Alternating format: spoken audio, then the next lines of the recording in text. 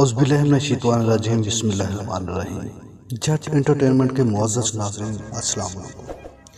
امید کرتا ہوں کہ تمام دوست احباب خیر و عافیت سے ہوں۔ دوستو، پاکستان کے تمام اضلاع اور مشہور مقامات کی تاریخی معلومات اور سیر و سیاحت کا یہ سفر جاری و ساری ہے، اور آج ہم پاکستان کے ایک ایسے ہی تاریخی اور خوبصورتی کے مناظر رکھنے والے علاقے کے بارے میں جاننے کی کوشش کریں گے۔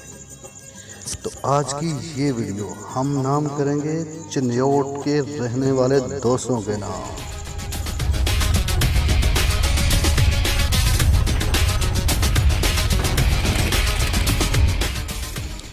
دوستو، ضلع چنیوٹ 3 تحصیلوں تحصیل بھوانا، تحصیل لالیاں، تحصیل چنیوٹ، 44 یونین کونسل اور سینکڑوں دیہات پر مشتمل ہے۔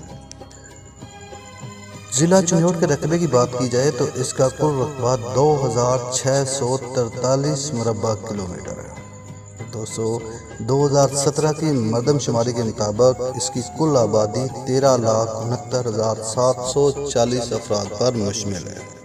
یہاں پہ بولی جانے والی زبانوں کا اگر ہم ذکر کریں تو پنجابی، سرائکی اور اردو علاقائی زبانیں ہیں۔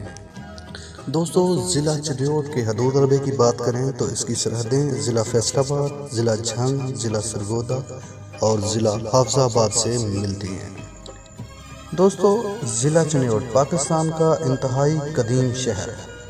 اس کو حال ہی میں 2009 میں ضلع کا درجہ حاصل ہوا ہے، اور یہ صوبہ پنجاب میں سب سے آخر میں بننے والا ضلع کا اعزاز بھی اپنے پاس رکھتا ہے۔ اس سے پہلے یہ ضلع جھنگ کی تحصیل کا درجہ رکھتا تھا۔ دوستو، یہ پاکستان کے تمام میدانی اضلاع میں سے خوبصورت ترین ضلع ہے، جس میں سرسبز کھیت کھلیان، پہاڑ اور دریا ایک ساتھ موجود ہیں۔ دریائے چناب کی بدولت یہ علاقہ انتہائی سرسبز و شاداب ہے۔ سیر و سیاحت کے شوقین دوستوں سے گزارش ہے کہ اگر اس علاقے کی سیر کرنا مقصود ہو تو چنیوٹ سے تقریباً 2 کلومیٹر مغرب کی طرف دریائے چناب کی جگہ، جہاں دریا موڑ کاٹتا ہوا آپ کو نظر آئے گا اور آپ کے سیر کے ذوق کو دوبالا کر دے گا۔ اس جگہ اونچے پہاڑ اور دریائے چناب پر موجود ریل کا پل، جس میں ریل اور ٹریفک کے گزرنے کے ایک ہی پل سے راستے ہیں، یعنی نیچے ٹرین اور اوپر سے ٹریفک کا راستہ ہے۔ یہ انتہائی قدیم اور مضبوط پل ہے جو کہ 150 سال گزرنے کے بعد بھی قابل استعمال ہے، اور اسی جگہ حضرت بو علی قلندر رحمۃ اللہ علیہ کی چلہ گاہ بھی ہے۔ دوستو، اس جگہ بل کھاتا دریا کا نظارہ انتہائی شاندار ہے، یعنی دریا موڑ کاٹتا انتہائی خوبصورت نظارہ پیش کرتا ہے۔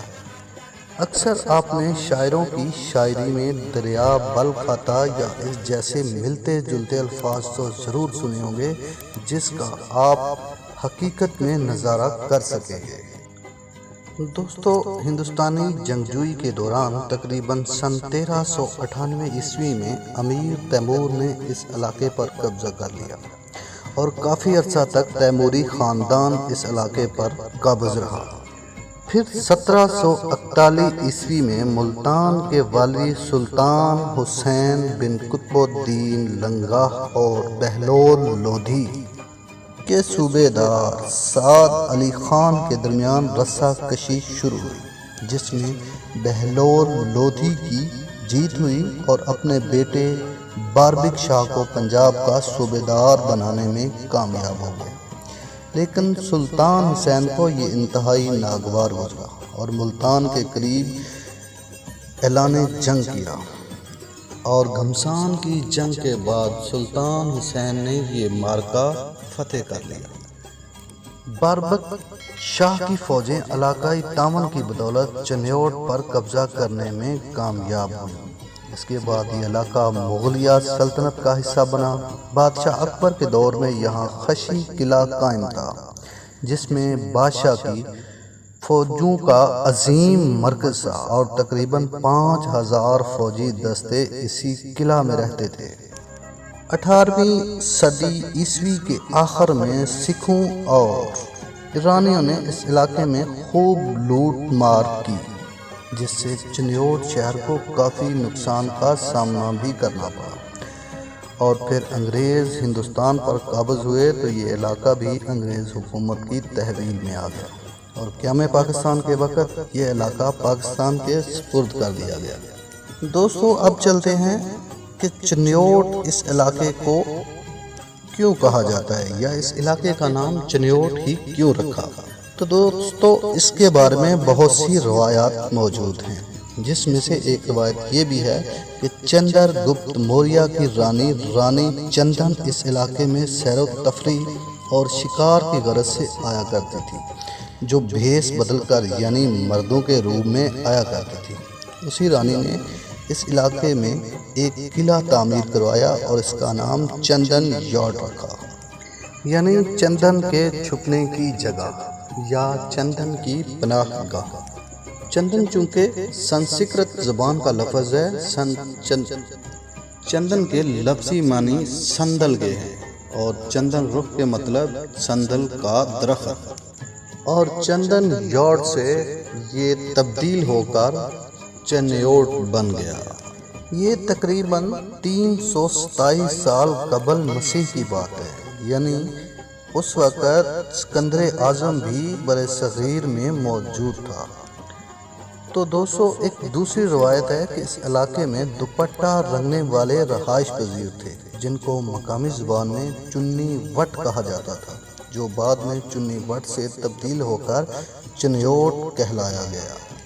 دوستو چنیوٹ شہر کے قدیم ہونے کے بارے میں اگر ہم بات کریں تو بہت ہی یہ پرانا شہر تصور کیا جاتا ہے۔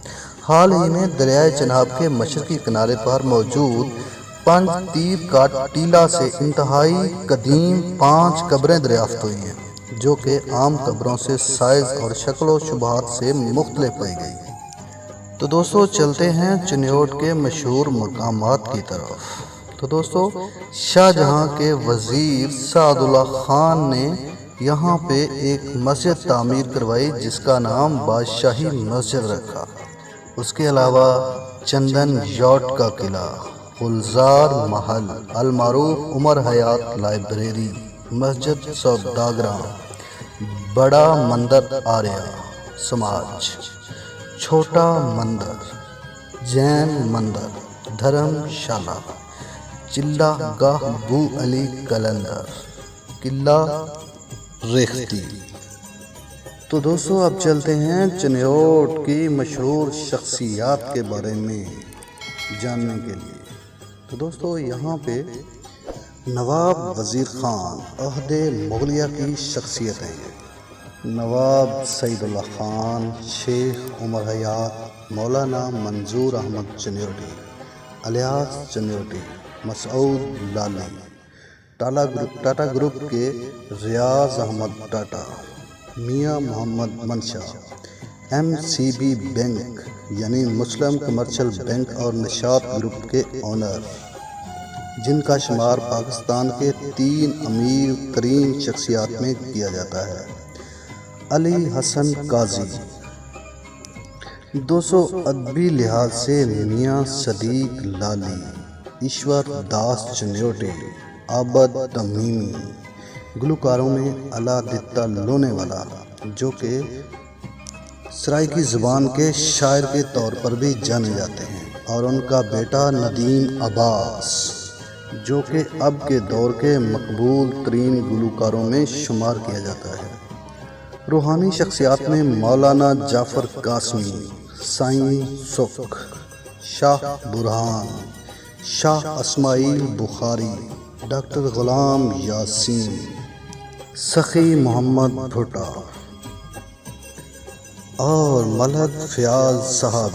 ہمارے بہت ہی پیارے دوست کا تعلق بھی تحصیل لالیاں ضلع چنیوٹ ہی سے ہے۔ دوستو ضلع چنیوٹ کی سوغاتوں کی بات کی جائے تو یہاں کا کنا گوشت یا مٹکا گوشت انتہائی لذیذ اور مشہور ہے۔ اس کے علاوہ دل برفی اور چنیوٹی پتیسا۔ دوستو چرنیوٹی فرنیچر سے تو آپ سب واقف ہی ہوں گے، اس کے علاوہ لالیاں کے علاچے، کھسے اور کھیڑی چپل قابل مشہور اشیاء ہیں۔ جی تو دوستو آج کی ہماری یہ ویڈیو آپ کو کیسی لگی؟ ویڈیو کو لائک اور شیئر کرنا نہ بھولیے گا، اور دوستو کمنٹ باکس میں اپنی رائے کا اظہار ضرور کریں، لیکن باقی جو مرضی ہوندا ہو جوے ویرے، کمنٹਾਂ 'ਚ ਗਾਲ ਨਹੀਂ ਕੱਢਣੀ।